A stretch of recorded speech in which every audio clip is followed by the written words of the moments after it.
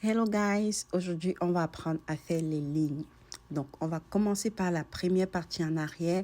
On va aller avec la grosseur large médium. Donc on identifie le milieu, on sépare en deux parties d'un bout à l'autre et puis toujours avec le long bout du peigne, avec le petit bout on vient éclaircir comme je suis en train de faire en ce moment.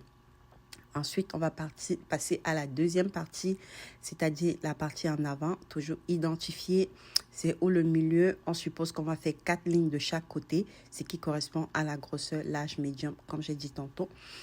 Donc, on fait la première ligne au milieu, puis on va prendre chaque partie qu'on va encore séparer en deux parties égales. Toujours commencer avec le long bout du peigne, mettre le gel, ensuite continuer avec le petit bout. Donc, on va faire exactement la même chose sur l'autre partie des cheveux en avant. Une fois qu'on a fini avec cette partie-ci, on va aller avec la partie au milieu qui va être considérée comme la troisième partie. Ici, le principe, ça va être juste de faire une continuité des lignes qu'on a faites en avant. Donc, toujours venir avec le long bout du peigne, sortir la ligne, puis mettre le gel, utiliser le petit bout pour éclaircir la ligne, pour avoir des tresses à la suite qui vont être propres, présentables et professionnelles. Je vous laisse regarder comment je fais et apprécier. Soyez concentrés, vous allez voir à la suite, les lignes se suivent les unes aux autres.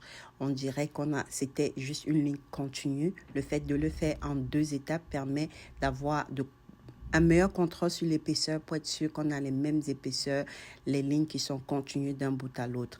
J'ai fait exactement la même chose de l'autre côté et voici le rendu final. On a les lignes qui vont d'un bout à l'autre, propre, continue, professionnel. C'est juste parfait pour des tresses. Avec des lignes comme ça, vous êtes sûr d'avoir des tresses qui sont très belles à voir, professionnelles, satisfaction garantie.